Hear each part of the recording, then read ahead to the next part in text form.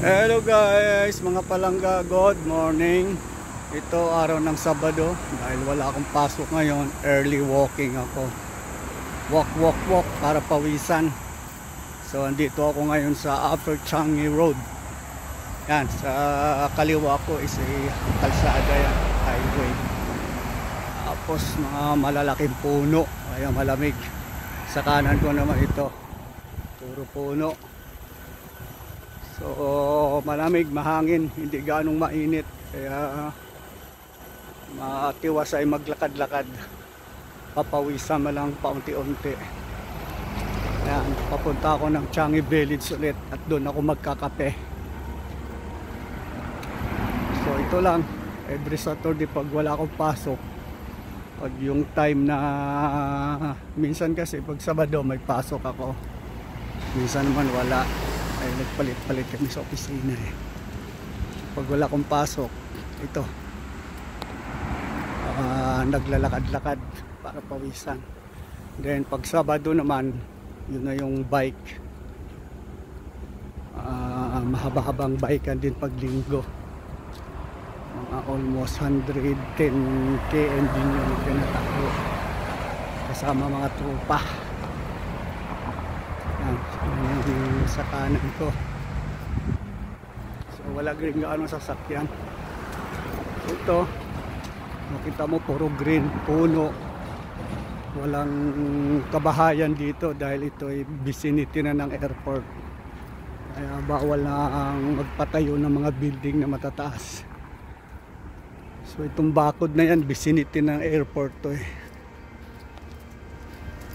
Ganyan itong Sail, yan, ano na ng airport yan, parang nagre-repair ng mga makina na aeroplano.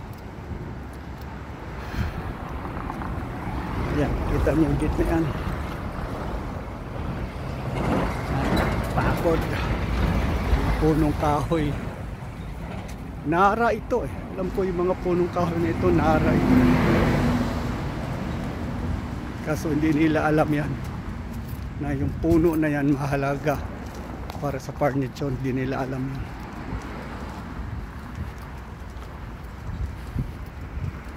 Ito, medyo pinawisan na rin ako.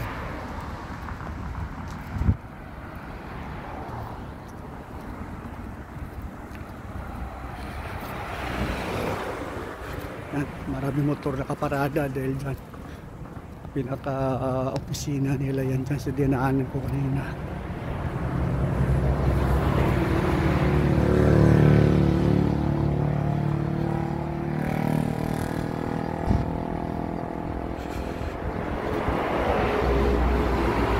Yan, pag uwi mamaya sasakay ako dyan sa bus 2, bus number 2. Doon ako sasakay mamaya pag uwi.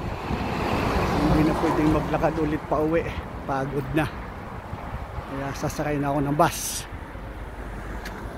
Ito, kita nyo yung daanan, no? Bali-baliko. May puno to dati rito, yun, no? Puno yan eh, pinutol dahil nga nasisira na yung patwalk, kaya no choice sila kundi putulin yung punong kahoy kasi ang lalaki na. Tamo, kita nyo yung mga puno na ang lalaki niyan. Ang likod niya may patwalk, yan, no? May simento sa likod. Kaya no choice sila kundi putulin yung mga puno. Kasi dito bawal magputol ng puno, pero pag ganyan, nasisira na yung patwalk, daanan ng tao, no choice sila kundi putulin. Nakita niyo mga puno na yun, ang lalaki niya.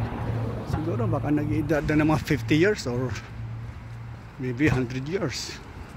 Hindi natin alam kung ilang years na itong mga puno na ito.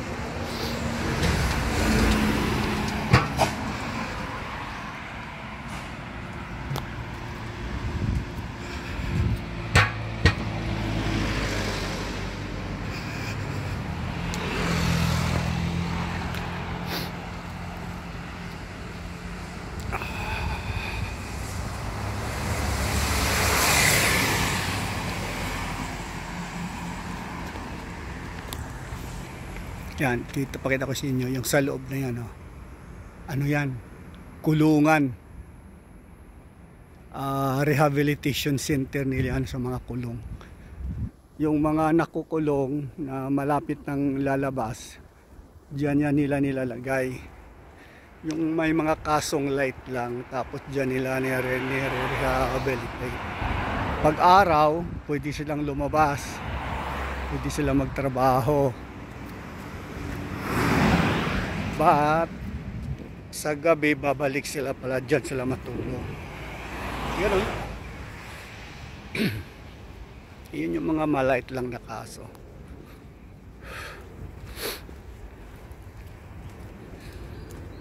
Yan, hanggang ngayon makulimlim pa rin sa dinadaanan ko. Ayos lang, malamig. Diba? Napakamatiwas. Ayun, oh. Puro punong kahoy yan. Malalaki ang puno. Ayan! Ang lalaki ng puno. 360 degrees yan na pinaikot ko.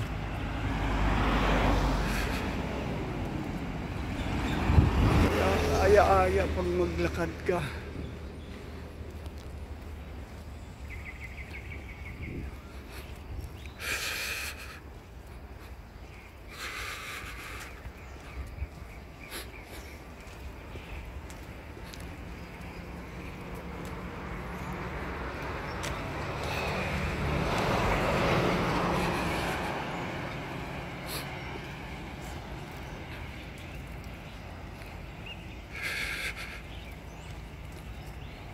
Unti lang sasakyan ngayon dahil Sabado eh. So marami ding mga kumpanya ngayon na walang pasok, mga empleyado.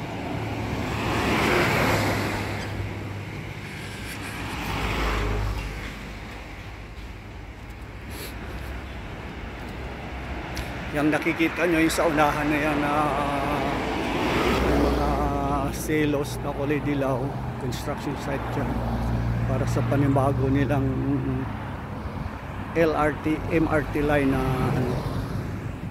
around the island.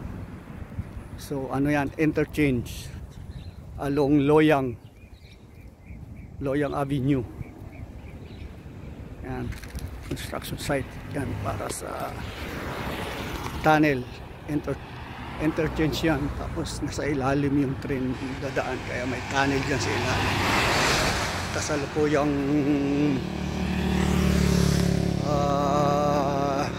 binabarina ng tunnel boring machine or TBM kung tawagin ng mga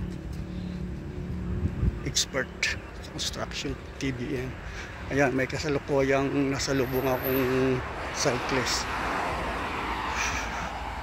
Ayan, nakita niyo yung kulay dilaw na yan, is sa selos. Ayan sa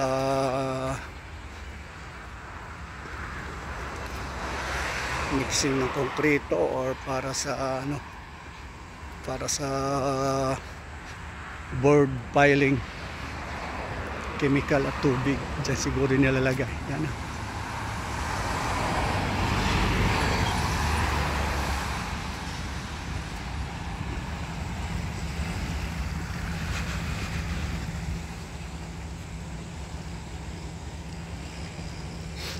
Yan, itong area na to, mga ano na ito, mga factory.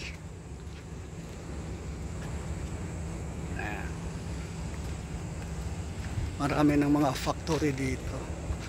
Factory ng mga electronics, microchips, paggawaan ng mga pyesa ng barko. So dito yon, industrial area ito ng east side ng Singapore.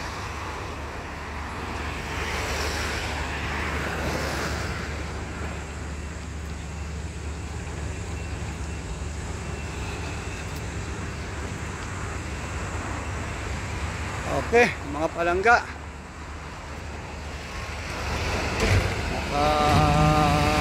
almost 10 minutes ang aking video. Dahil papakanan ako rito eh. Dito ang papunta ng Changi Village. Doon ako magkakapi. So lalakarin ko pa ng around 30 minutes papunta roon. So hanggang dito na lang mga palangga. Ayan, kita nyo na yan. Yan yung underground tunnel para sa bagong linya ng MRT around the island. So, yan. Galing yan sa East Coast, papunta rito sa Luyang, tatagos ng Tampines.